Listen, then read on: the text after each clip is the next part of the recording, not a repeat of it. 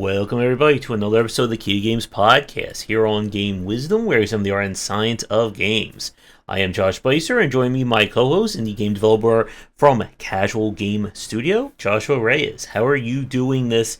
It's unusually warm, I guess, like winter season, at least around here. Right, not too bad. Enjoying the weather. A busy dev week, and I also just finished up some paperwork. I got invited to Game Dev Guild 2023, so I will be speaking there about source control and game development. So kind of pumped about that. How's your week been, Josh? Busy as always. I'm nearing the end of the beginning of maybe the middle of the RPG book. It's almost there. I thought you were done. And then I had another 10,000 words. Yeah, it's an RPG. I had to get padded out. But fingers are crossed. I'm reviewing the 10th of the ninth of the 11 chapters. So I'm almost there. And then I just have to do all the image sourcing. And then that's the fun part. Yes, that's the always great part right there. But other than that, we're going to try and get some more indie games played this week. I've been enjoying Limbus Company, the gacha game that they just keep giving free stuff out. So my prediction that maybe just letting us pay us to play the game may actually come true at the rate they're going. That would be great. But our topic this week is not going to be about RPGs and turn-based stuff. We are talking action games and kind of how the genre has evolved, especially with the philosophy of push-forward combat. And this is a topic that's certainly my bread and butter, someone who has played quite a lot of action games. I'm sure so have you, right? Yes, definitely. It's one of my favorite genres, something that I have always studied throughout my whole tenure in video games. So, yes, I love them. Mm-hmm. And this week, or as of yesterday, at the time of recording this, Wo Long came out. So that's the latest game from Team Ninja. And everyone is having so much trouble with that. And I actually fell asleep during that first boss. It just didn't even register as a fight to me. I gotta give it a try. Tell me a little bit about it. How was it? It's different. It's definitely following the parry focus of Sekiro, which that I'm sure will come up quite a bit as we get later into this discussion. Indeed. But it is that kind of game where you either learn what it wants you to do and you break it, or you don't learn what it wants you to do, and then the game just crushes you, breaks you over and over again until you decide to give up or throw a controller. Right, got you. Okay, so yeah, it mimics Sekiro's posture meter. Okay, I got you. And good morning, Arva. How are you doing? Good morning, morning. But the action genre also, I know, I'm going to have to convert that into I may just take all that footage and take it over to the second channel. I'll be the only person with an easy run through of Wo Long. Did you should have named that channel Game Breaker somehow. I don't know if that's patented or not, but you literally can break any game, Josh. So both technically and from a gameplay point of view. Exactly. And then write an excellent article about it. So Hi, Amanda. Yep. So the action genre is actually going to be, let's see, so I'm not getting to action just yet in terms of the deep dive books. It's definitely one that I want to talk about when I'm done with the other two books I'm writing, because the books never stop here. No. But I was wondering, have you done a shooter one yet? No, but that is in the next group of them, along with Souls-likes. Exactly. But action has come a very, very long way. And we can certainly kind of divide the action genre up kind of by these distinct periods when it comes to the game industry. If we go back to 80s to, I would say maybe 80s to maybe mid-90s, the action genre was predominantly kind of beat 'em up, very more arcade focus. And of course with these shooters, wouldn't you say? Oh, definitely. Yeah. I mean, the origin of it, originally was going to be very arcade based about the way the combat was, about the level design, everything, and even the shooters. Right, the shooters were based entirely like off of like the financial needs of arcade based gameplay. So definitely. Mm-hmm. And like when we look at the early beat 'em ups, we can of course go to the likes of Double Dragon, Final Fight, and then even the console games like Streets of Rage. Was Streets of Rage ever in the arcade? I do not remember that. No, it was not. It was not in the arcade. Yeah. But we have Streets of Rage, and of course, you know, some of the major names of the beat 'em ups. TMNT, The Simpsons, X-Men. I'm going to really date myself with this one. Who here remembers the Alien vs. Predator beat 'em up game that they did? Yeah. Dang it. And that's why you're the co-host right there. Oh yeah, so many great beat 'em ups. And there's still so many that I miss. I still never played Cadillacs and Dinosaurs. Yeah, I didn't get to play that one either. That one was I was always foaming at the mouth to play it. Never had a chance. There's one that I saw, like one of those channels that does long plays. There's a beat 'em up that had you fighting like zombies and werewolves and vampires. I think it was from Capcom. I don't remember the name of it, but that one also looked kind of weird to play.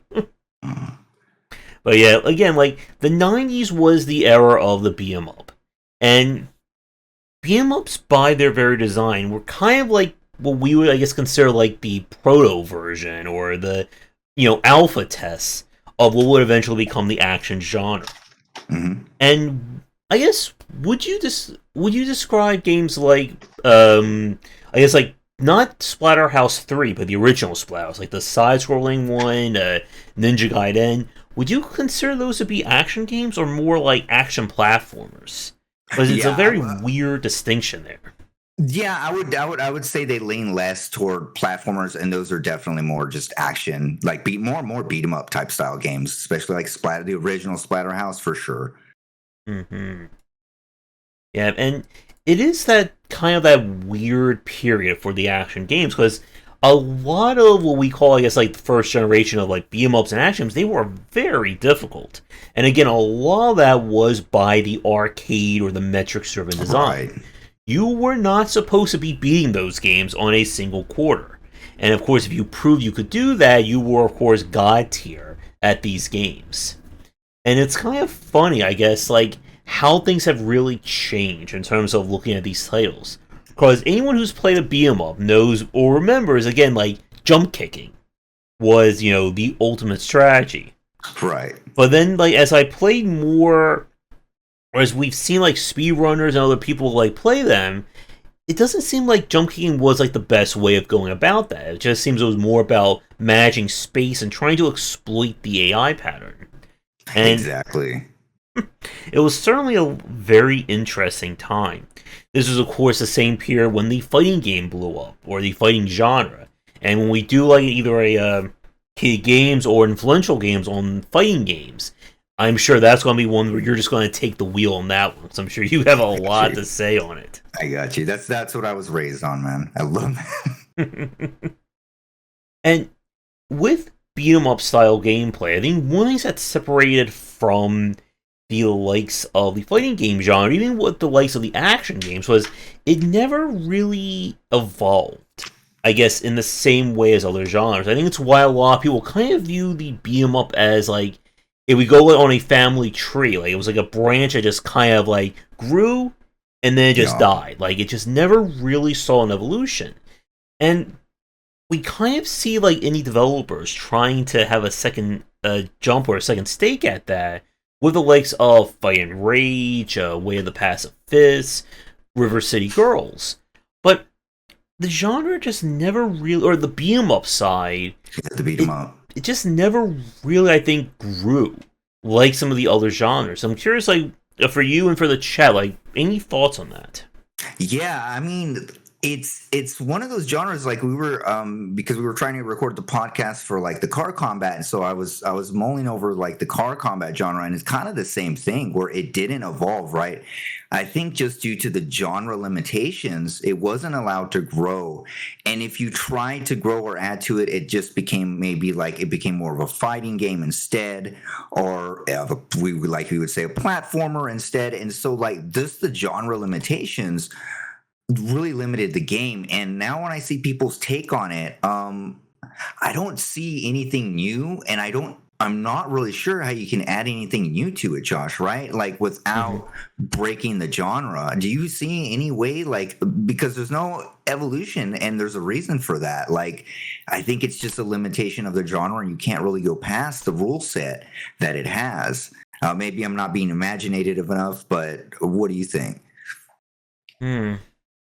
Yeah, it's in that very like weird place. Kind of like when we look at the kind of like the whole RPG, CRPG versus JRPG side, where they're so very specific in terms of their genre qualifiers that if you take it too far, you remove too many things, it just doesn't feel like the same genre.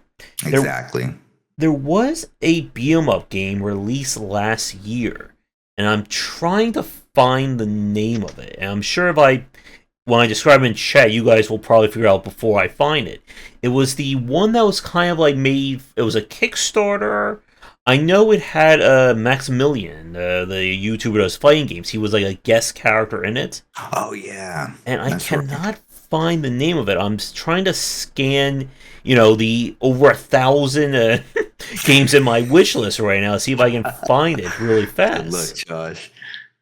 And when I played that, it was going for that kind of same thing of the beat 'em up, or same thing of like an action game. It had a lot of combos to it. And now my wish list is frozen. I think I broke my wish list again. Overloaded, yeah. And it just felt more like a fighting game than it did a beat 'em up. So I guess that actually takes to another question for you and for chat. How would you define a beat 'em up compared or versus a fighting game or versus like an action game? So I would think, okay, so by default, right, a beat 'em up's going to be simpler, like in your attacks, right? And so I think things like really long combo chains or any intricate like reading of the AI's like movement set is not needed, right? It should be really like maybe like left punch, right punch, kick. A throw, maybe just like a really simple move set. So I guess we could go with a really simple move set, and basically just like waves of enemies, right? And I think the combat, for good combat, you just want some juice and the attack, some nice animations. But other than that, I think those are the main tenets, and you can't really stray out of that. You can't really start adding. I guess you could add some light RPG elements and things like that, but really it's a very basic genre, right? So I would just say simplistic combat, side-scrolling with a wave-based AI, right? I guess that would basically sum it up. Josh, how would you take that? Yep, and like the RPG side seems to be like the one route where you can try and innovate on it. Yes. Did you ever get a chance to play Fight and Rage by any chance? No, I did not.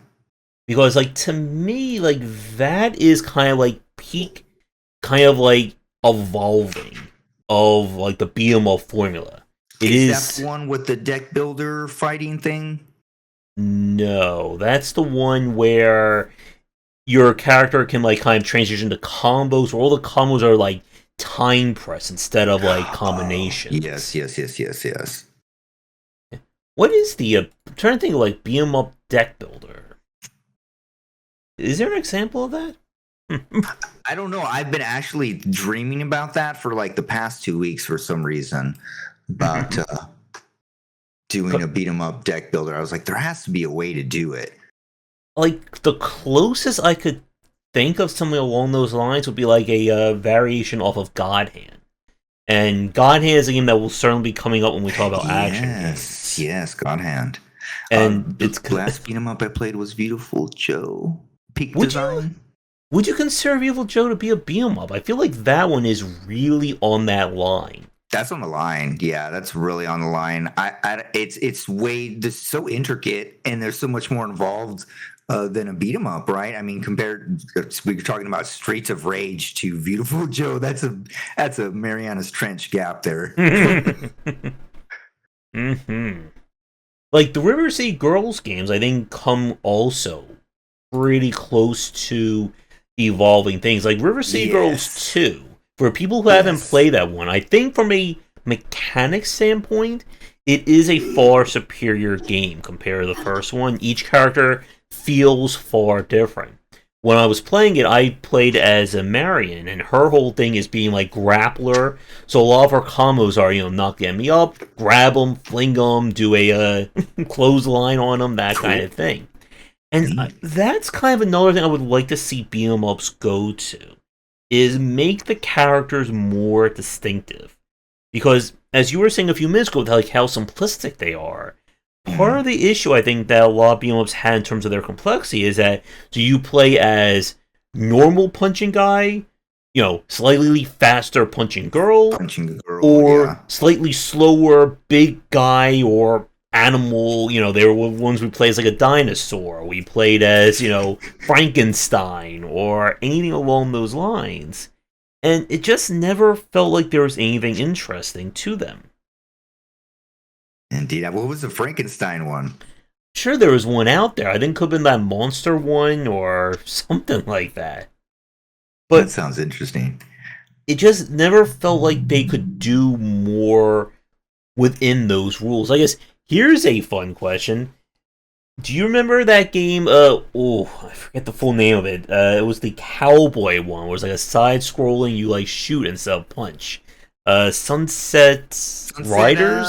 Riders, yes. Yeah. I guess it'll be more of like in the shmup or shoot 'em up. It was like Cowboy Contra, kind of. There you go. We need more Cowboy Contras. Someone. Indeed. I remember, oh my gosh, I couldn't wait for the game to come out to play it. And I played it in the arcades. It was a very neat take on it. Mm-hmm. But I think, like, to get back to the main point, the problem that beat 'em ups had was because they were basically transitioned, or they were moved from the arcade to the consoles. Yes. Is that they never really got out of that arcade mindset. Here's another one I get to date myself with: The Adventures of Bayou Billy, which is a frustrating NES one, depending upon how you play it. It also combined beat 'em up with driving. Oh yeah, that's perfect. So there's our other combination for the day. And I'm still scrolling through my wish list trying to find that game as I'm trying to talk as well. And it is one of those things where, while the indie space has certainly tried to evolve it with the likes of Fight and Rage and that other game, it does feel like there is such a limit on it. The deck building aspect, I think, could be an interesting take. And did you have a chance to play not Fight and Rage, Way of the Passive Fists? I did not, no. Yeah, like that one was basically a beat 'em up, but entirely parry focused. And I just remembered another game that also tried to do things a little bit differently. Treachery, what was it? Showdown in Treachery City, or Treachery in... it was a beat 'em up RPG. Treachery in Beatdown City. There it is. And it was one of those games that tried to be both a beat 'em up and an RPG. Fight Night. I don't remember that one off the top of my head.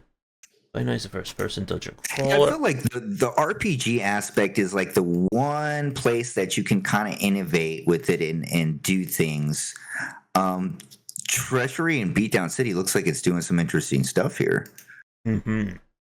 It was one of those games that, again, it leans more towards the RPG than the beat 'em up side. It's a little weird to play, but Yeah. once you learn it, I'm sure it'll be an interesting game. Is it turn-based? It looks like it's turn-based. Yes. Okay. Kind of like turn-based, but it gives that illusion of being a beat 'em up. Oh, got you. Okay. So almost like Dragon. Is Fight Night considered beat 'em up? Like, first person is definitely when it gets a little bit weird. Would you consider, like, first person, like, you know, would you consider that a beat 'em up, or would you consider, like, a first person action game?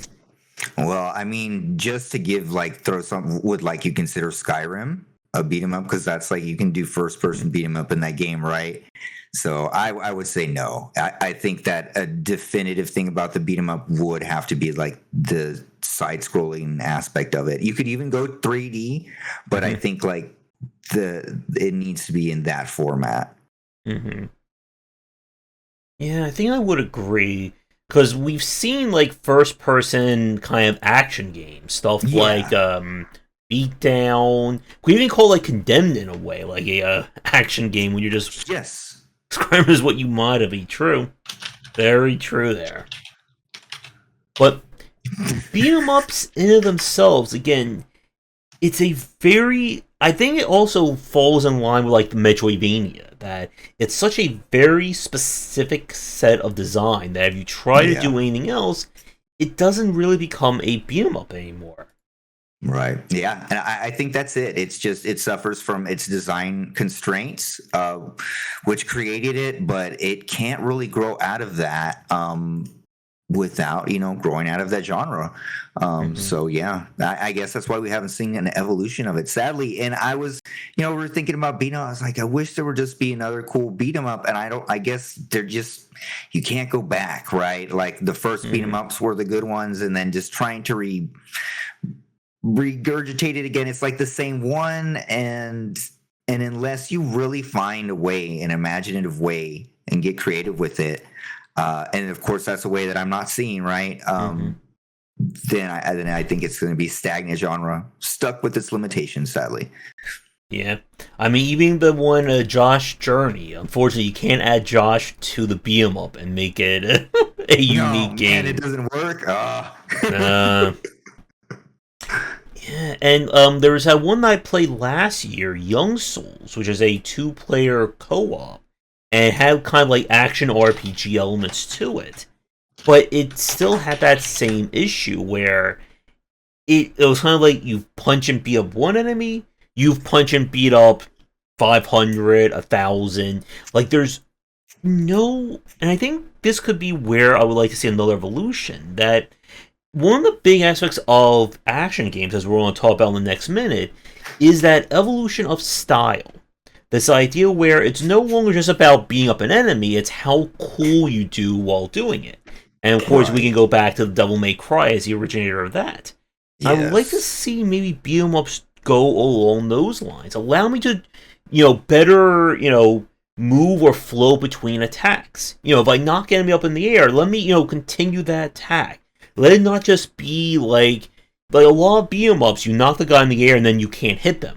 Or, they hit the ground, you can't do anything else. Like, have more of a way to move between your moveset like that. Or even allow characters to do, like, double team or triple team ups, which are something that we kind of saw with Shredder's Revenge. Okay, so like an evolution of combat, more fluidity in the combat, and I think, like you mentioned, you're having distinctive characters that allow you to do different move sets and things like that are more distinct and more context, like fighting that they do themselves. But yeah, like you're like a Devil May Cry side scrolling beat 'em up, right? Like that type of fluidity would be great, I think. And just as we're about to move on from beat 'em ups, I found the game on my wish list. It only took 10 minutes of scrolling to do it. It was a Jitsu Squad. And that was the one that was a Kickstarter that got released. And I really didn't hear a lot about it. And could be the fact that as a beat 'em up, it just doesn't have that same kind of brand awareness that Shredder's Revenge, or even Streets of Rage 4. Did you play Streets of Rage 4 by any chance? I did not. I did not play Streets of Rage 4. I I would be wanted to, but I did not. I'll be So I think curious about what you would think of that one if you ever get a I chance to would play it. definitely we should do, if you haven't, do it on a multiplayer night. I would be down for that. Hmm. I just haven't had yeah. See, like this one, Jitsu Squad. It's, I think, like you said, it's just suffering from the IP. If it had a better IP or something else to help with it, the combat and everything looks pretty good. Hmm. A lot of stylish flash and juice and stuff going on in the attacks. Um, yeah, Hmm. but I think just an IP suffrage there. Hmm. And the other aspect that we've talked about in the past would be maybe adding like roguelike elements to a PM. We were talking Right. about That's why I was oh thinking about the deck builders. yeah. You do like deck building, roguelike stuff. We were talking about that Tobal number whatever, the Or number one. yeah, that one about having like a roguelike fighting or the dungeon crawling. That could be another interesting aspect. But one of the big things about the action genre, and this is something that I actually brought up in the RPG book, is that action games, by their very definition, are 100% reflex driven. They are very player focused. And it does have a huge, learning curve and oftentimes difficulty spikes when you're trying to learn an action game.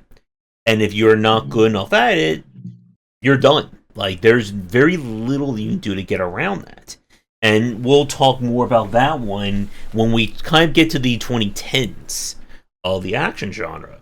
But anything else about beat 'em ups before we kind of move forward, like about a decade?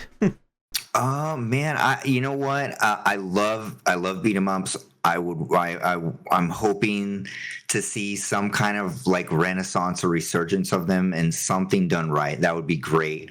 Other than that, no, I think we pretty much covered them. Mm-hmm. All right. Yep, and I would say the same thing. Like having other ways of evolving, again, adding more fluidity to the combat system could be a way to go. And I'm still kind of interested to see, like, who's going to take the ball from Streets of Rage and Shredder's Revenge and try to make another kind of, guess we could say maybe not exactly big budget, but maybe, I guess, slightly larger budget beat 'em up. Yeah, definitely. And how you're talking about the fluidity of the combat, I feel like maybe that's one of the reasons why I can't really go back and play them, because Mm-hmm. we're playing games that have much deeper and intricate combat, right? That's just way ahead of where the 80s and 90s type, they were embalmed in this era, the combat. And so like you go back to play it and you're like, well, it's good, but I've already played it before and it hasn't evolved where we got right now, right? Where we have extremely fluid combat. And I'm not talking about even like fighting game combat. You could go like, I don't know, combat in like the way Halo Night, or is that the right word? Is that the right game? Anyway, you can have way more fluid combat and still keep with the tenets of a beat 'em up. So I think definitely that might be one way to like reinvigorate it, because I think that's one of the key things holding it back is how static and stale the combat does feel, and that's just due to the conventions of the design. And there's no reason now with the current tools and engines that it's not possible to deviate from that and actually like create way more fluid combat and not lead to a fighting game, but still be a beat 'em up. But just you work on the animation, just how quick the reaction times are, things like that, and you can achieve the fluidity, right? Think God of War, or not God of War. Think Devil May Cry. Side scrolling, and it's totally possible. Mm-hmm. And Devil May Cry is going to be coming up quite a bit in our next section, as well as we get later into this. Yeah. But now we turn to the 2000s. And this, to me, I think this is the decade of action. When we look at kind of like how the industry really blew up. Not just in terms of, hack and slashing, the Ninja Gaidens, Devil May Cry, but even in terms of shooters. This is when Call of Duty first started, before, it went into like the multiplayer craziness there. Halo is this time, Gears of War. There was definitely this period from in the 2000s where a lot more action and reflex driven games really kind of rose to the forefront. Exactly. It was a very interesting time, and I think at this time there was a lot of stuff that was already mastered about like controls in 3D games and how they were done. Like, got a lot of the pain points out already. So by this generation, we're kind of like refining the games, and like you said, like there was so many games, like you had God of War, Call of Duty, Halo, just like the amount of action games out there, that's all there was. Like I mean, it was massive, and it was really like, I don't know, what would you call it, like the golden age of this time of the action games, or the That'll be like the peak of peak. full on action. So this is no Right. RPG elements, Nothing. nothing that will be considered, I guess, like approachable or even accessible if we want to get into that territory. But Indeed. yeah, like this is the era.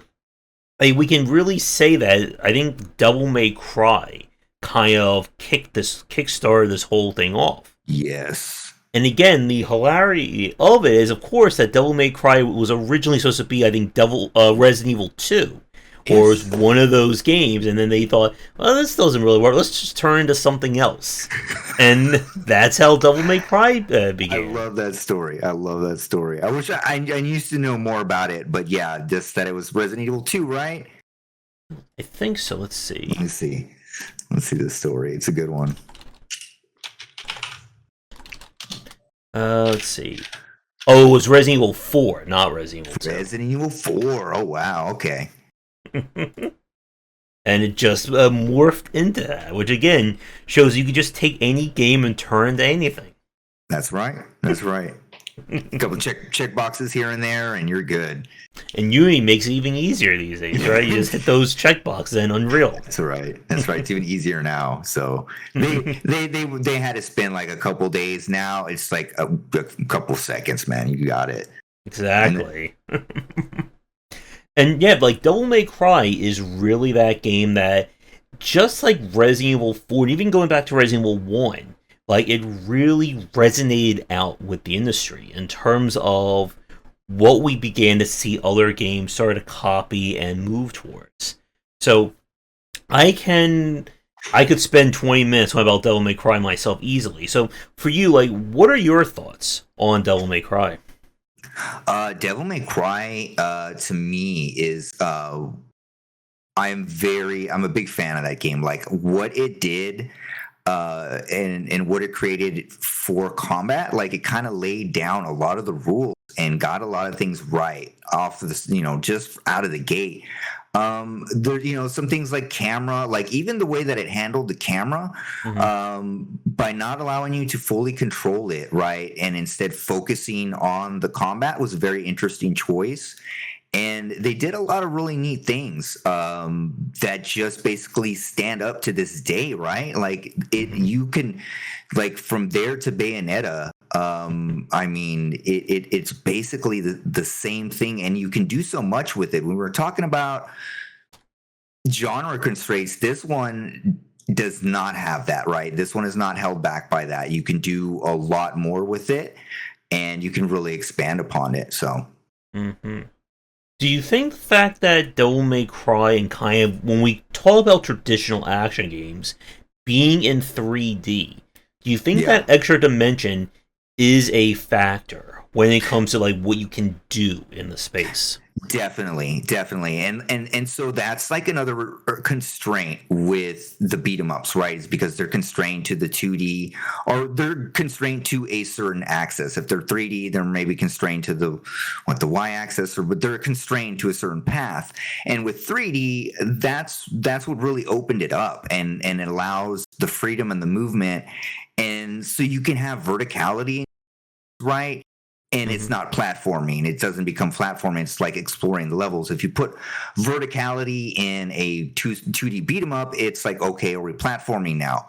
And that's not the same with 3D. With the 3D, you can do so much more when it comes to fighting in arenas. And so, like, you can have literally just like a 3D arena fighting compared to a straight horizontal fighting arena is a completely different realm. So yeah, I mean, what they established with their 3D direction, right? This it's the kind of did it like in a Super Mario 64 way, right? Like in what they established in this genre, in that the way the cameras follow the player, the way the combos are set up, the things like juggling, staggering, score systems, and things introduced a lot of the way that Japanese games score things, right? And so it really established a ton convention-wise in that regard.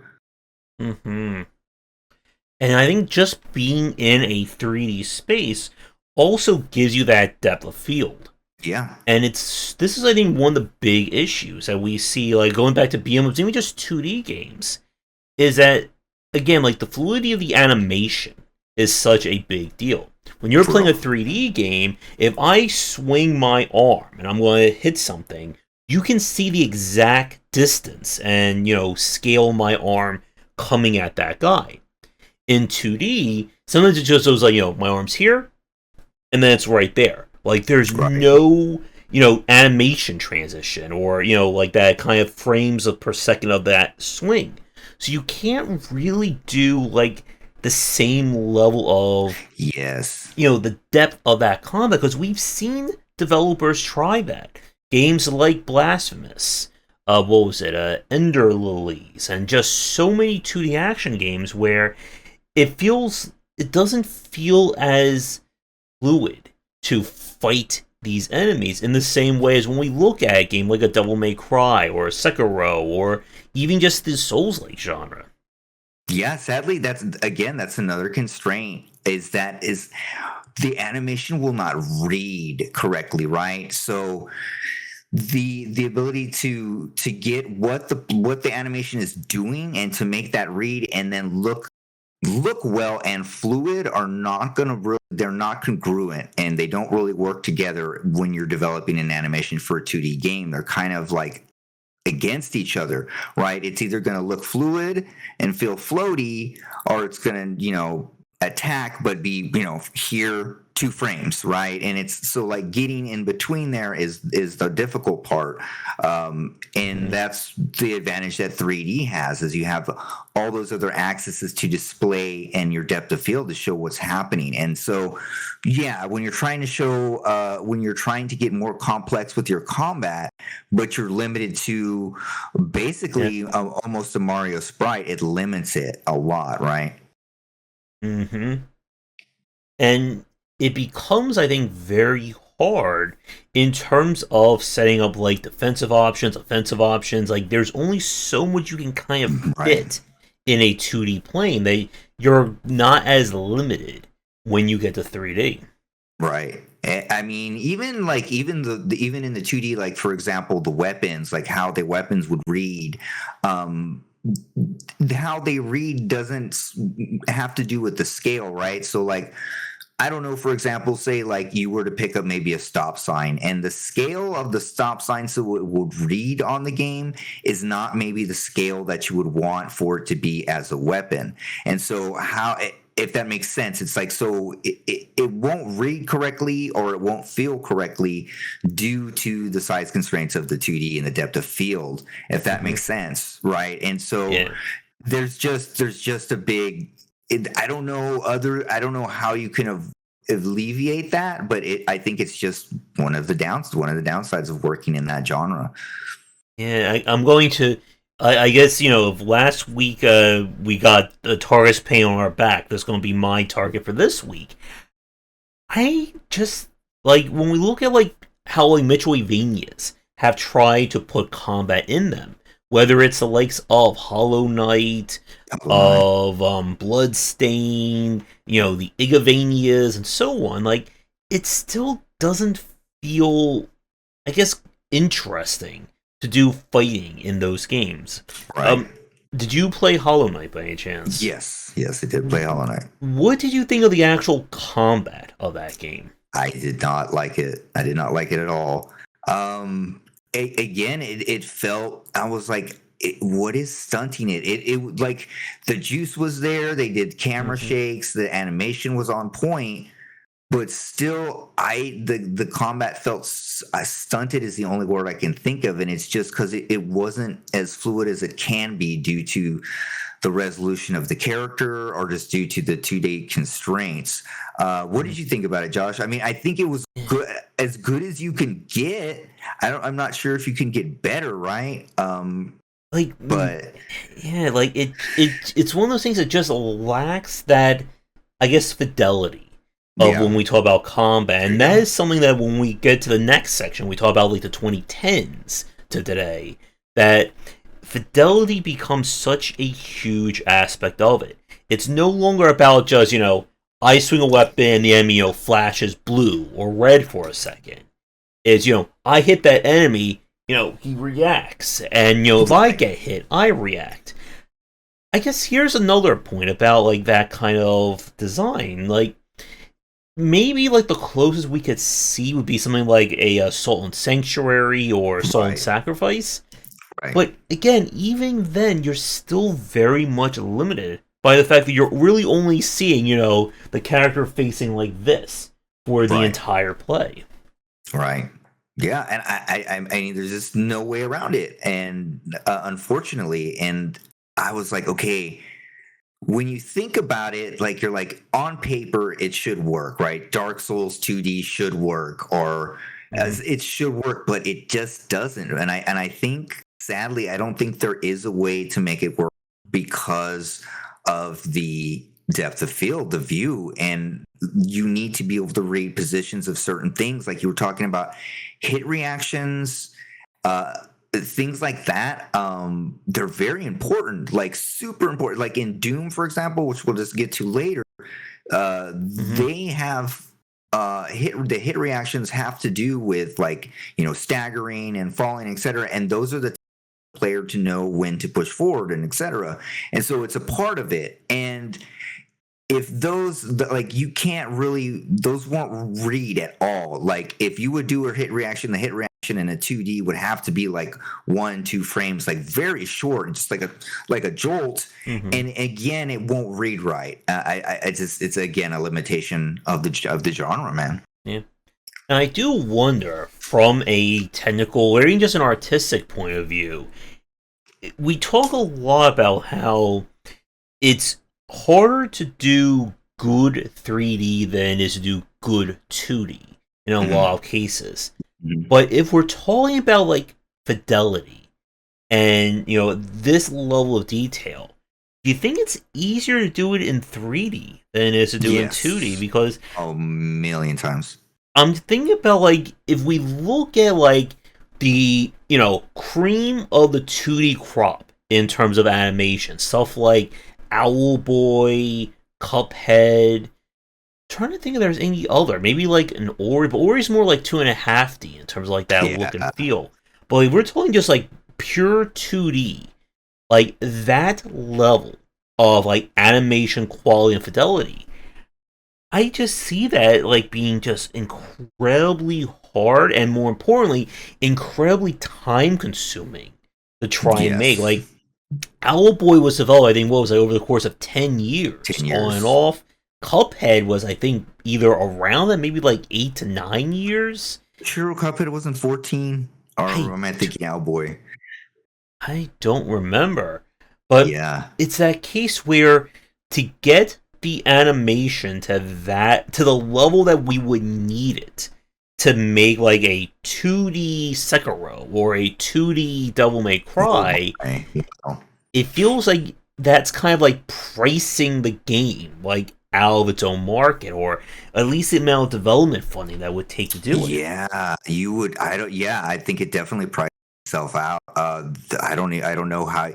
Again, it's like you were talking about, like a super fund for these type of games Mhm. would be the only way, because the amount, there's a reason that Owlboy took so long, and there's a reason that Cuphead took so long, and there's a reason that I will not make one of those games, is because the amount, there's no way around the human manpower or human person power needed to create those things. And when we're talking about iteration, that is one of the worst forms of iteration in game dev, because you literally have to start over or redo it or throw it away. And with 3D, I can literally just repose my skeleton and retake the animation, right? It's super simple. I know. Here's a game dev tip for all the developers watching. Why don't you do a stop motion clay fighting game? You can do stop motion like an hour, right? Exactly. Wasn't there a stop motion game back in the There was in a the 90s? clay fighter. Like Interplay did a lot of like clay based stuff. The clay ones, yeah. But yeah, what's stopping all the indie developers right now just doing stop motion? What's stopping you guys? Stop motion. You know, 2 people can do 500 frames of stop motion, right? I think a solo dev can do it, Josh. So many people are having chest pains right now as I've been describing that.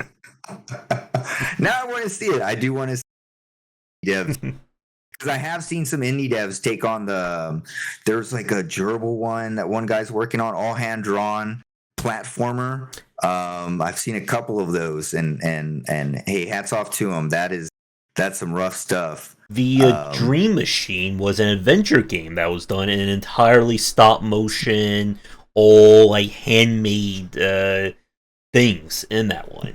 Wow. And that one I think took 8 to 10 years to make as well, with all the chapters. I would like. I think this would be a very sad show, but if we looked over we'll get like every game that was like stop motion or claymation, and we'll analyze the budget and see how much they sold. That would be very depressing right there. But, and then the call to action will be to get, and then see indie devs, this is why you should be making one. Yeah, exactly. But to go back to the action genre itself, and with Devil May Cry, one thing that you said a few minutes ago that I thought was very interesting was the idea of having the Japanese game design style of grading the player. Yes. And this is something that, now that I think about it, I can't think of too many Western-based games. Like, unless we go into, like, score chasing or, like, score-based games. Stuff like the, like, Speedrunners from Hell, or kind of like Double Daggers could also fit here. But in terms of, like, actually having the player be graded, it's something we really don't see a lot outside of games that are inspired by Japanese action games. Again, the likes of Devil May Cry, Ninja Gaiden was a big one. I know I'm forgetting so many of them. God Hand, I know, did grading as well. Beautiful Joe, that was mentioned earlier. And, Bayonetta. Yeah. And I guess the question is why? Like, why do you think that became such a prominent aspect of these games that we really don't see, like, other designs or other games, like, attempt to mirror? So strange. I don't know why. And it's actually one of my favorite things in games, again, because I'm a big fighting game fan, and so like everything's graded. It grades your throw countering, it grades your agility, it grades your sidestepping, and it's just really neat to know what you're graded in. And I think that more games should adopt it. I'm not sure why. The only reason I can think of is that the mass amount of like programming behind the scenes that would be involved to do it. And but other than that, I don't know, Josh. I would love to see it in more games. So it's strange. It's just one of those things that you're kind of surprised it's not proliferated more. And I think that it just has to do with maybe the design paradox of creating a grading system for your game might be harder than it seems. Mm-hmm. When we talk about Ultra Kill, that will certainly come back up then. But I think that all of us comments are really going, I don't need my entertainment to flunk me. Because that is, again, one of those things for a lot of these games that, And this is something that when we talk about mastery in games. That when you get to the point of mastery, it's no longer about I'm trying to beat this game. It's now I want to get gold medal. I want to get the platinum score for it. And that kind of play is a lot different in terms of the mindset of when you're normally approaching a title. And not too many people, when we talk about like in the grand scheme of things, are trying to play a Devil May Cry at, triple S mastery, or get every platinum medal in every section of Bayonetta, or... It is a bit niche, yeah. Yeah. And it is tough, because I think that goes with something like, we were talking about Nintendo earlier, and like, it kind of draws that parallels to what we saw 3D Mario games evolved into. This idea that you can play it very different ways and be rewarded in different ways as you play it. And this is what we kind of saw with the action games, or at least some of the better ones, where again, it's not just about, attack an enemy, let their health bar drop to 0, and you're done. It's about, can you attack that enemy, launch them into the air, continue that combo in the air, slam them down, walk onto another enemy, hit them, walk onto the guy over there, and just, never, it's not about fail. Like, death is not the worst thing that can happen. It's dropping your combo or letting the combo meter run out. That's the worst thing that can happen to you when you play these games. Death. Yeah, dropping your combos, death, Josh. Mm-hmm. And it is, again, that aspect, of trying to, I guess, push the player towards mastery. And different games will do this, I think, in different degrees of success. Like, Devil May Cry was pretty good, and I think part of it... I guess here's a question for you and for chat. Do you think there should be a in-game or quantifiable reward for mastery, beyond just the sake of it? Because if you remember in Devil May Cry, when you finish levels with a higher ranking, you get more red gems. You get to buy more things. You get more healing items. Whereas if you're just barely getting through those levels, you may be starved for red orbs. And I think this is another aspect when we talk about kind of how difficult action games were, that it is very much that case similar to that of the shoot 'em up or shmup genre of the rich getting richer. If you're good at the game, you get more resources, so you get to fight better, so you get more resources. But then, if you keep dying, you lose more resources. You have to spend more on healing, which means you're not getting as many cool power-ups. So you're going to die even more. And I think this is where we saw the walls that the action genre really, built for themselves.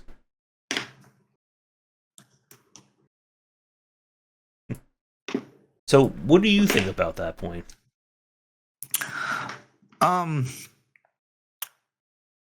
Let's see here. Could you maybe frame the question differently? I guess, what do you think about having there be, tying in-game rewards or tying, the player's ability to play the game to the ranking or mastery system? Yeah, yeah, as long as it doesn't punish bad players, like Avery's saying there, I think that it works great, and I think it'll just add an additional incentive for the player to engage in the scoring system more and see what else the game has to offer instead of just barely getting by and not getting your actually see what learn a little bit more about the game. I think it's definitely good to encourage the player to delve into those systems for sure. So I think that's definitely something more games should adopt. I feel like that. Let's see, there's not many games that do that. No, they don't, right? And it is, I think, to Oliver's point, there's a difference between having a leaderboard and ranking system, and again, just actively punishing the player. And that was, again, one of the things that we kind of saw changed as we got into the 2010s, and even to 2015 to where we are today in terms of action and shooter design. And when we talk about push forward combat, kind of as I guess one of the final parts of our discussion. But to stick with kind of like the 2000s action genre, again, like this is where I would consider be like peak action game, where there was a very little, if any, room for approachability, for other options if you are not able to learn those systems. And everyone remembers all the infamous reviews for God Hand and how IGN hated because they couldn't figure out how to play it. And again, like God Hand was a fantastic game, but it also, in a way, would be very similar to that of a Sekiro or to a Sifu. That it's a game that you either break it or it breaks you, and there's no in between. Right. Yeah, they gave it IGN's 3 out of 10. That was the rating. Mm-hmm. So I guess here's like as we'll move into like the 2010s in a minute or two. What do you think about when we get to action games that are very rigid in their systems? When we talk about the likes of Sekiro, or even stuff like God of War 2018, where they become designed in a way that you either have to play it the way the game wants you to play it, or you're done. Like there are no other avenues for approaching it. And I think that's kind of like the opposite of like the likes of Devil May Cry, or where you have like different ways. If you want to use the sword, if you want to use the trickster style versus gunslinger. So gunslinger. Like, what do you think when we get to like more rigid base action? Man, I'm not a fan of that. I like more avenues to tackle your situations, your challenges, and for example, like in Sekiro, where it's literally like you have to know verbatim this combo, or there's nothing else to do, right? You do this, or there's no other way. And so the lack of having other options to conquer your challenges, whatever they may be, to me is a failing of that type of. I don't even know if that's like a side genre. Could we call that a genre, like a subgenre? But yeah, like I'm not a big fan of when they get into that realm, because like not even fighting games give you multiple ways to counter and to do things different ways, and this Sekiro is like half fighting, half combo, but not really, and it doesn't allow you the ability to like challenge something in a different way. For example, like in Dark Souls, if I wanted to have a club, or if I wanted to have lightning, or if I wanted to use cesties, right? Just go punching everything, then I had that option. But when your only option is memorizing attack pattern and that's it, that's way too rigid for me, and I think it takes fun out of it. Josh, what's your opinion on that? Yeah, I'm the same way. It was one of the reasons why I really came down on Sekiro and God of War 2018 a lot more than I think other people did. Yeah. Was that it just felt that when an enemy, like, it's kind of like that case of, instead of letting you have more ways of fighting enemies, it's like, okay, this is the counter enemy. He will avoid all damage, he can only be killed by counters. This is the parry enemy. He can only be killed through parries. And it just became like this exercise of, I'm not fighting the enemies, I'm fighting the AI behavior. Yes. And that to me got very routine after a while. And it's that kind of that same issue as you were just saying with like the likes of Dark Souls and Elden Ring, where in those games there are options. Is every option, 10 out of 10 going to beat that boss easily? No, of course not. But it's that case, there's a difference between the player making a choice and saying, I want to play a gun build, or I want a, boxing glove build, versus the game saying, okay, this is the gun guy. You can only fight him with guns. Any other options will be counter or punish. This is the punch guy. You can't fight him any other way.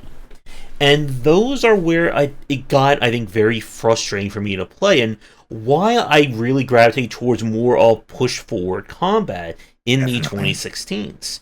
Definitely. And to a Major's comment, yeah, and that's part of the issue of, I think, really good balancing and good pacing, is that you never want someone to feel like they're being punished for losing.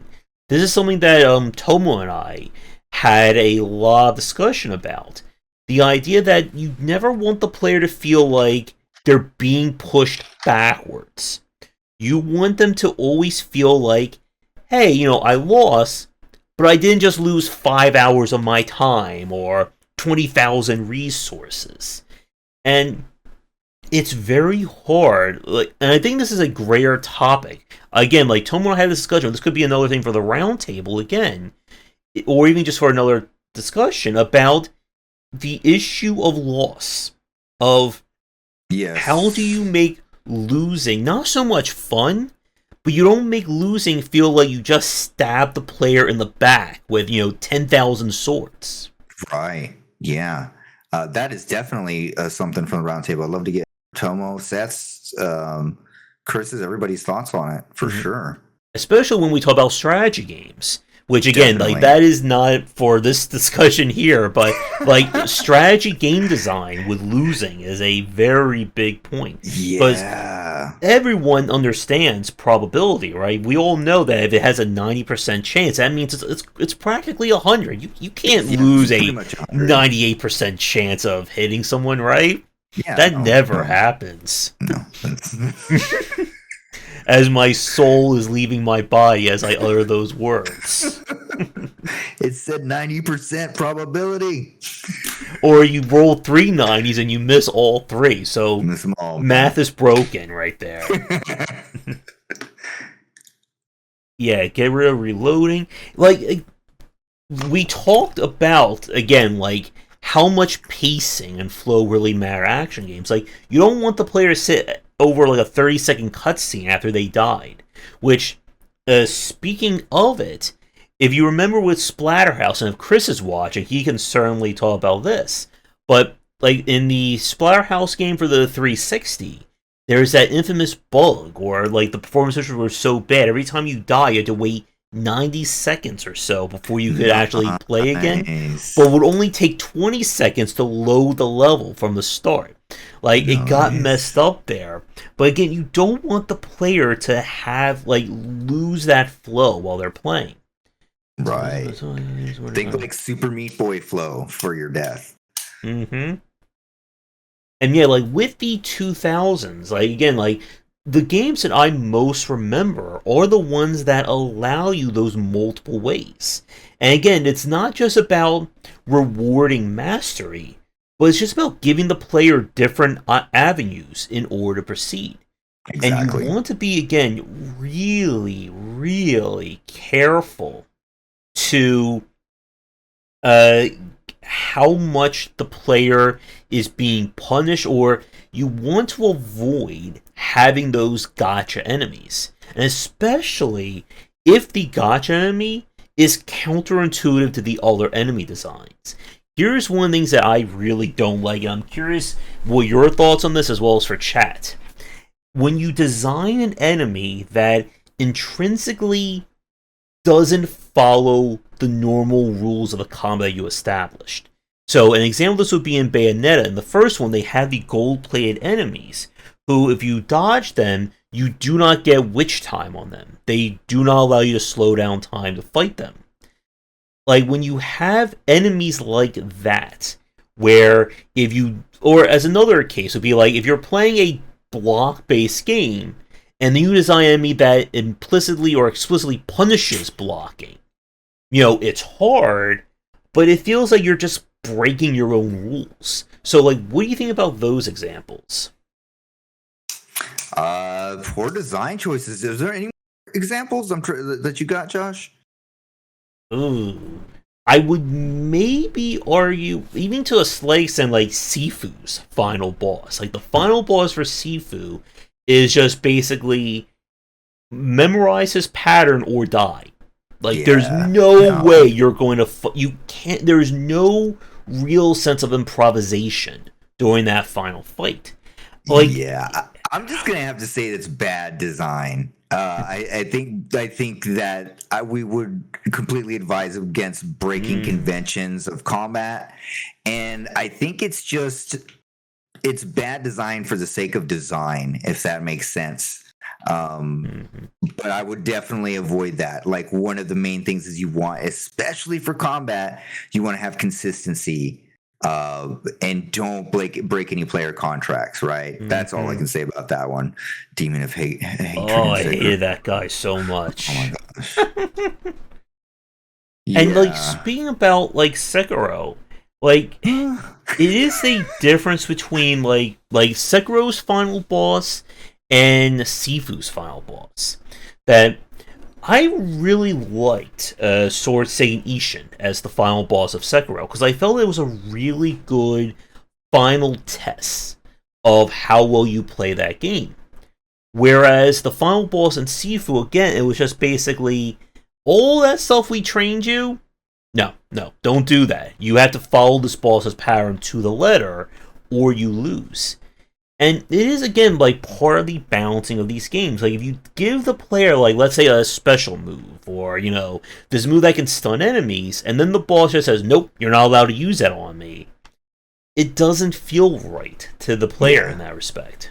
Yeah, like Sekiro is a good example. Everything in the game, but regardless of what you think about the combat or how anything's handled, the final boss is a really good summary of everything that you've learned throughout the game, right? Through mastery, through skills, etc. And so there's no breaking the convention. There's nothing you've seen before. And it's just basically like, how well do you know the game test? And that's great. But on the other side, like, completely doing something different, it's like, well, you've played the game this far, here's something new at the end, surprise. I think that doesn't work very well, and it's poor design. Again, just a poor choice. And I just remembered, like, the perfect example of that. The Suffering 2, for anyone who remembers that one. That was the action horror game. And for the final boss, they introduced a mechanic where the boss can actually knock you out of your demon form, which is never introduced anywhere else. And again, you really don't want to have, like, we're going to introduce a brand new game mechanic you've never seen before in the last 5 minutes of the game. Please don't. Yeah, please don't. It seemed like there was a lot of games that were doing that, still do that, or were doing that.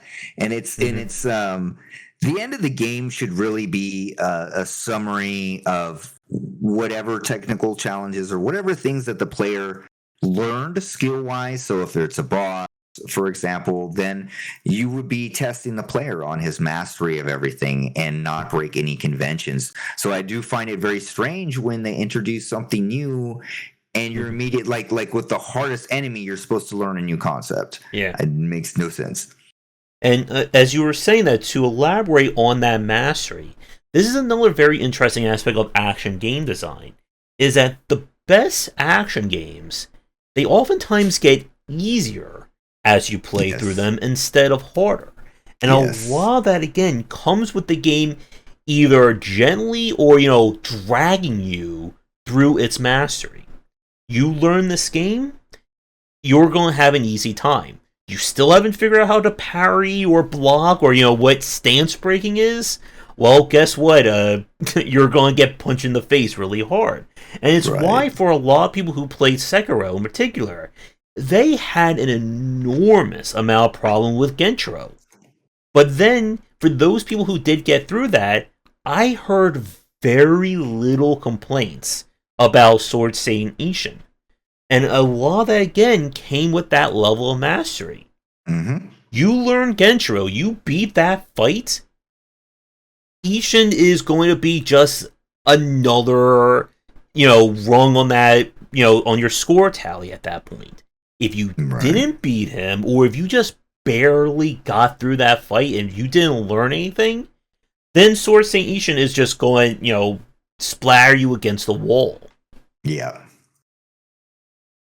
And as we're talking about, action game PTSD, the Elden Beast fight from Elden Ring, everyone loved that fight, right? Right, Pony? You really enjoyed that one too.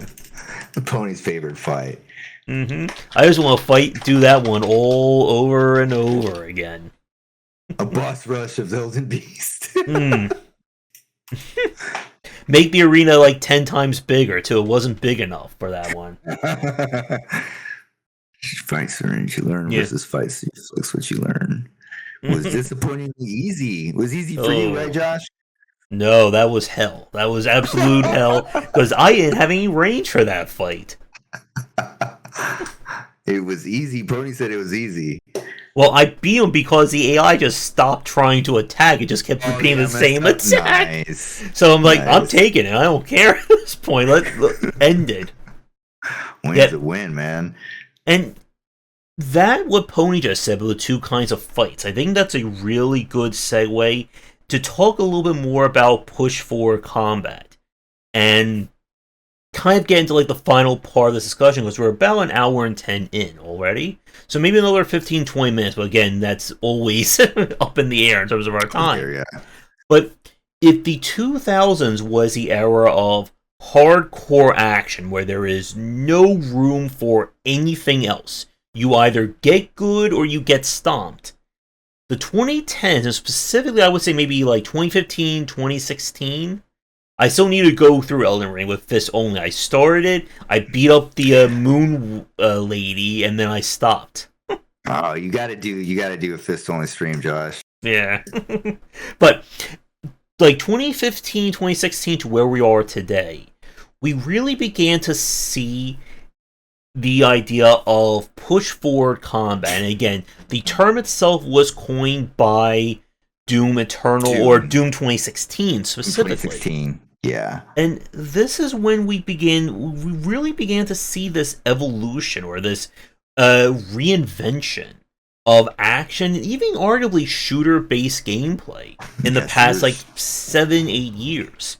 So, for those of you watching this who somehow don't know what that term is, push-forward combat was this idea or this philosophy that combat or engaging the enemy should always be the center of the gameplay. The player should never feel like they have to stop. And this was one of the things that we began to see, or the idea of stopping was really started to become more of a forefront in the AAA kind of like cinematic style. Your Uncharted, The Last of Us, even like games like God of War, where, you get hit, you're about to die, you need to disengage. In Doom, it was basically, you disengage, you're dead. You're dead. You should be, if you're not, 2 feet away from an enemy at all times, what the heck is your problem? What's wrong with you? Kind of thing. And the entire game was set up to facilitate that. And how they facilitated that was very interesting. Yes. You had no reloading. Again, imagine telling a first-person shooter fan in 1995, what if you play a first-person game where there's no reloading at all? You never have to stop to reload your gun. And imagine just like them just like not understanding what that concept could be. It was far more, and this was something that I've heard people talk about with Ultra Kill as well with Doom, but there's far more, I guess, action elements in Doom and Doom Eternal compared to other FPSs and shooters like Halo. And would you agree with that? Oh, definitely. I mean, you have, there is a ton of, you have the glory for sure, right? There's a lot more that it leans toward those types of games for sure. And weapon swapping, as Pony says, another really good example. Like, you watch someone who masters Doom Eternal, and it's like, okay, super shotgun, crossbow, rocket launcher, super shotgun, hammer, guy dead. Like, it's all done almost immediately. And isn't all the ammo, there's one ammo type or like 2 ammo types, right? Like every pair of weapons, I think, shared ammo. So it was kind of like Arbalest and something shared that ammo. Right. Rocket launcher, and it could have been rocket launcher and Arbalest. It's been a few years since I played Doom Eternal. I do always want to go back to that one, but it's that idea where the player never feels like they should be passive in those games. Like the very much like again the glory kill, like that is a ballista and plasma. Thank you. Cannon and chain gun, the 2 shotguns. There you go. Thank you, Pony. The idea again is that the player is never supposed to disengage. There's never a time where the player just has to go behind a wall and just say, okay, I'm just going to wait here for like 10 seconds for my health bar to fill back up. It's again that case where everything is filtered through combat. Yeah, and it was like one of the key design tenets for the game. So we'll go through it eventually. There's like a lot of things that they set up for the push forward combat to work, and like you were mentioning, the reload AI was set up. But they set up a lot of things, a bunch of systems to work around it to facilitate this push forward. You know, like it offered a lot of stuff. Like okay, so. Because I think at this time, wasn't cover-based shooters like really everything at this time, I believe. So it was very refreshing to take it and turn it on its head. It's like, remove the pacificity and go forward. But it was like one of the tenets of the game is they wanted you to feel always confident and not passive and not scared, right? So no matter what, you always feel like you could take on your challenge, and that's through the push forward combat, right? If you're pushing through and you go after the challenge, you'll get more rewards. The AI will reward you with health, more ammo, etc. And if you stay back and don't, you have no ammo, murdered. So that's the flow of it. Yep, and I think as a very interesting point, again, when we see this kind of merging of action and shooter-based design, what you just said goes really much back to Devil May Cry. That it's not about the player feeling weak. You're not supposed to be, oh no, there's enemies in this room, what am I going to do? It's, here are my enemies, let's have some fun. It's time to, knock enemies around, juggle, do all that crazy stuff. Again, it's where that fluidity of combat really plays. And you can't do that. You couldn't do that kind of push forward combat if we're dealing with, let's say, the conventions of Dead Space. It just wouldn't work. You don't have those tools. And this is one of those things that with the Callisto, whatever that game protocol that we played last year, that if you play that game like a survival horror game, it is a horrible game to play. The combat just doesn't feel like it fits horror. But if you approach that game like a Doom or, quasi Doom Eternal experience, it plays a lot better when you're just going to combat, heavy hit, do a chain shot to another heavy hit, knock that guy into those spikes, pull there, hit that guy. It feels a lot better. But again, I don't think that was the goal. I think they were trying to make a Dead Space or an action horror game, and they kind of just ended up making an action game. Yeah. In Doom Eternal. Yeah, and again, the flow of being able to use your weapons, and I should say use all your tools in Doom, works really well. And yeah, that to Pony's point right there about iframes, that is one of the biggest frustration things when I see in a lot of action games where you stop the player with an animation, but then while they're in the animation, everyone just hits them. You can't get out of it. Yeah, and I think because I was watching one or two GDCs on the development of it, and so one of the things was they had the iframes in there because it's push forward combat, so you're running forward to the enemies. When you're doing that, the other enemies will surround you, of course, so you would end up doing a glory kill and dying during the glory kill. So they had to add the iframes in there to continue the flow of combat, right? Yep. And again, it's about, I think another aspect of this is about how the combat feeds into survival. And we've even seen some other action games kind of approach us slightly, such as, if you get hit and you immediately attack them, your health bar kind of recovers a little bit or the most of it. Opening door, yep. Yeah. I know, alright. Just open up that door for 10 seconds while like 8 enemies are just like trying to kill you and nothing happens. Love it. It's my favorite part about speedruns is watching the door opening. Mm-hmm. You can't hurt me, you giant monster. I'm just opening up this door very slowly. Creak. Yep. And to Pony's point about mobility, again, this is one of the big things about the evolution of action design and how it began to kind of segue to delineate out to other genres. The idea that you want the player to feel like if they're moving, that motion is really mattering. Yes. Yeah. It's so much different, such a contrast between being passive and hiding behind cover. I can just remember just hiding and waiting and breaking up the flow of the game while you're just waiting for some state of the game to change. And it's really breaking in the game flow, and compared to like Doom Eternal, for example, where it's so fluid and you're just basically flowing through the game in almost a zen-like state compared to these stops in gameplay, right? So here's a question for you and for chat. The glory kill system in of itself, I guess, how would you design or how would you describe its functionality? Would you consider this to be like a defensive maneuver?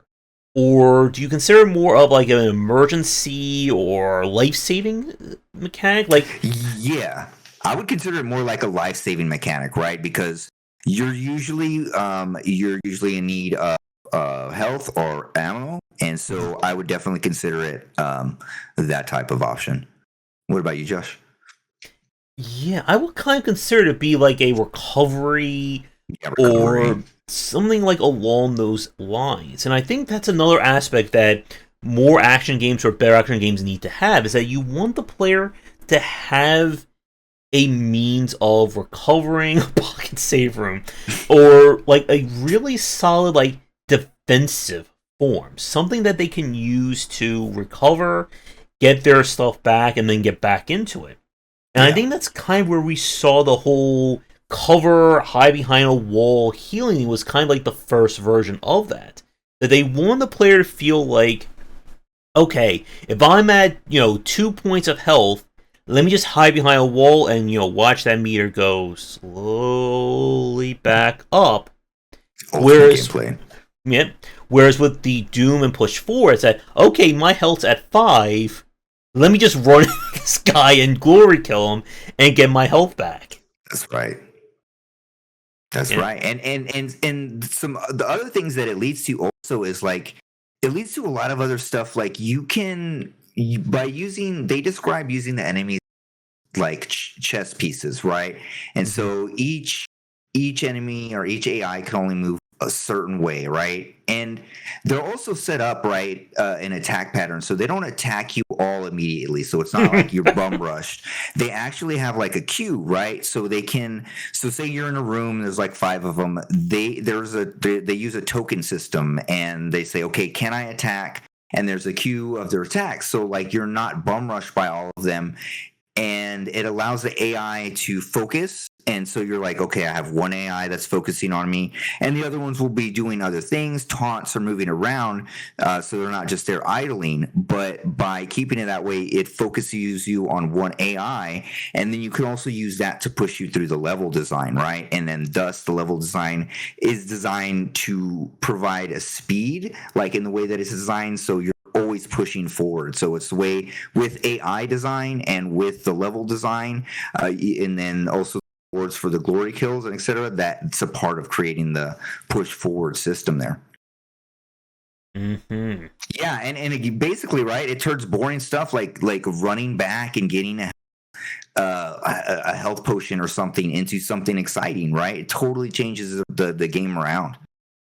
And I'm not running into a corner, breaking up the action, looking for that way, right, and getting lost, not knowing. And instead, I'm running straight into the action. The action keeps going. So I definitely love push forward combat, and it's definitely like I was not sure where the evolution would go in around the cover era. I was like, where's it going to go? Because it seems very stagnant. And this was definitely a good progression forward, you know. And Bloodborne, what year did Bloodborne come out? Because that one also uses a form of push forward combat as well. When was Bloodborne? Feels like it's like 20 years ago at this point. Right? That was, oh my gosh. 2015. Jeez. Okay. Yeah. We still need Bloodborne on PC. We just keep asking for it, like a Nintendo to port Mother 3. Right. Someday it will happen. Who knows? Who knows? One day. Yeah, and I think another aspect of push forward combat that I really liked is that it removes mid to long term kind of resource collection. Yes. It's a game where, and this is again goes back to like older action games, even a lot of RPGs, the hoarding of ammo. No, you can't use your hoard anything in Doom.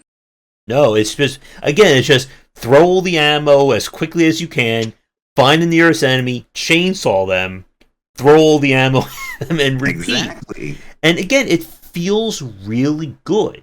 And this is one of those things that that when it's in these games, it feels so much better than when it's not. Because you don't want the player to feel like, oh, because I took 2 extra hits on that fight 10 minutes ago, now I don't have enough health and now we just die. And evening, Dyer, as well. Evening, Dyer. And you do want to have the player to feel like, again, like everything is really focused in Doom on short-term fights. That you're not thinking about, oh no, what about many shotgun rounds for this encounter 5 rooms later? 5 rooms later, exactly. Yeah, it's pretty much focused. You're focused in the present, and so you're not worrying about what's going to happen 5 fights down later or anything like that. It's all about the current action, which is really great. Because I have spent too many hours in games hoarding things that I never used. And we got to do a hoarding podcast. Oh yes, definitely. Certainly the RPGs I'm gonna have to be playing for the image sourcing. Right, you're gonna be in the zone for that one. So here's a question then for everyone watching: what did you eventually think of the Marauders in Doom Eternal? Because we were talking about earlier with having action games or action-based design that kind of has that, break the rules moment. And a lot of people despise the Marauders. I like them as well, Pony. I thought they were really great. Kind of like, almost like a different form of combat that you have to pay attention to while you're fighting. But again, it's that issue for a lot of people of, what do you do when the sim just says, rocket launcher? You can't use that on me. Yeah, and exactly, like when you get good at those enemies, they go down incredibly fast. Yes, it's just about understanding and getting good with them. That's all. So, I guess I do want to talk about Ultra Kill for a few minutes, and then I think we can go into our wrap up.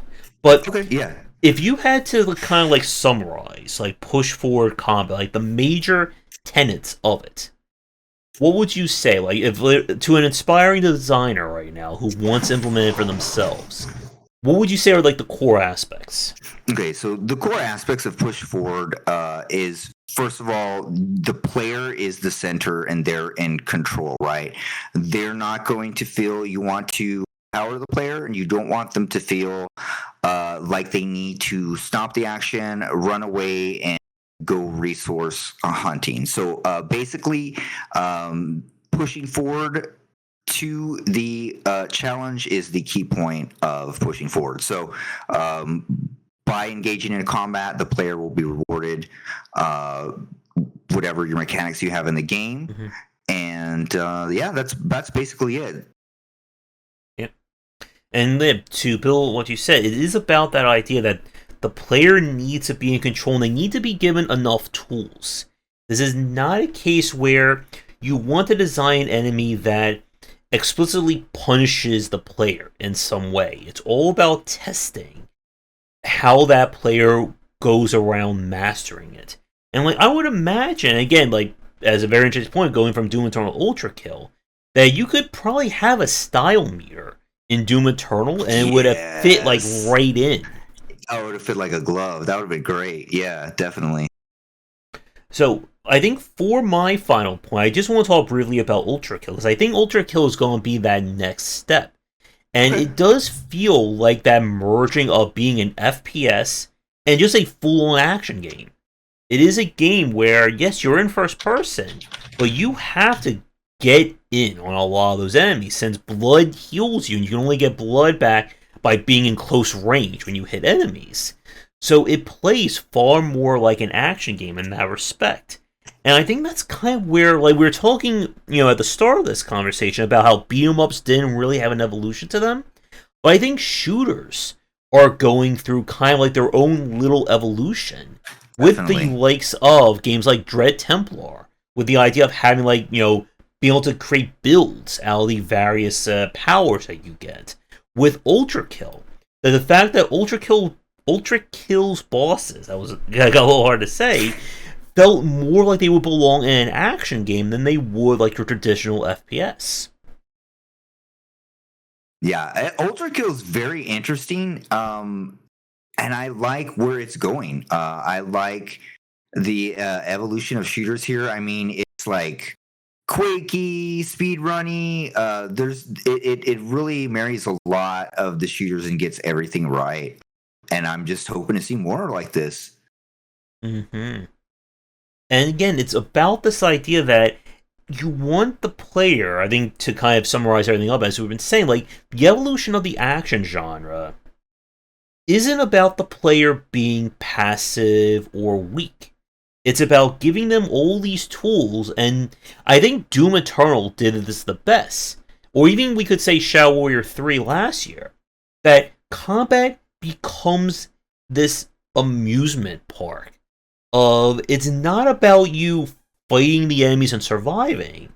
It's about how cool do you look while you're fighting those enemies. Like, survival is the least of your concern.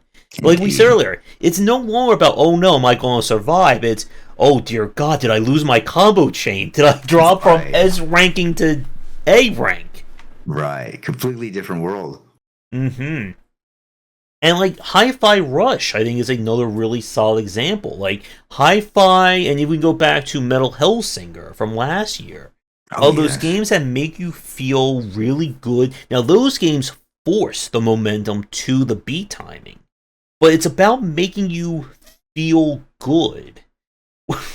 Thank you for that, PTSD pony, about those damn buff totems. But it's about making you feel good at that combat. As you said, it's like that sense of juice.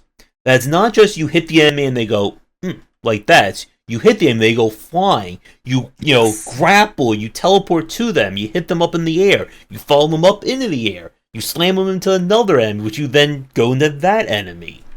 It's about, again, that idea that you want the player to feel that not only is, triple S ranking is doable, but that it's going to be a fun time getting to that. And like Devil May Cry 5, when they timed, and even Mel Hellsinger, they timed the music, or the music evolved as you got a higher score during combat. It's such a brilliant and subtle way of elevating that. I love that. I'm hoping that more games do that and implement that. Like, I want to see better sound design of that nature for Mm-hmm. sure.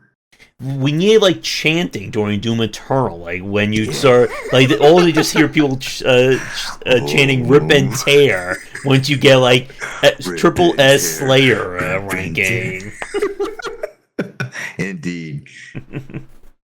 But I think with that, again, like we can talk all about action games, and we talk about Souls likes when we get to influential games. That's another good hour Oh or two yeah, that'll be discussion. a good one. All right. But You're anything getting me else hyped. for push forward that you can think of before we wrap up? No. If I recommend, if you're interested in really studying push forward a little bit more, go check out the GDC that Doom did.